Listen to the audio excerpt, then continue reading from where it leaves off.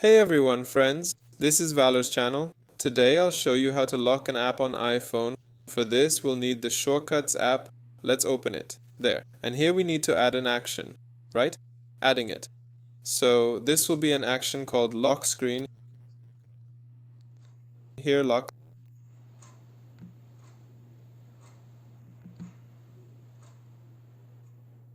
screen there, and that's it. We're done.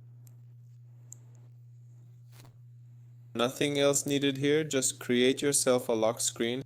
Here, lock screen 1, but you'll just have lock screen. Next, go to automation and tap create personal automation. Here we select app. When it opens, run immediately, but we don't need that. So tap and select the app. For example, let's say App Store. Choose whichever app you want to block and tap next. And here we select our lock screen. There. Now when I open App Store or any other app you set up, I just chose App Store.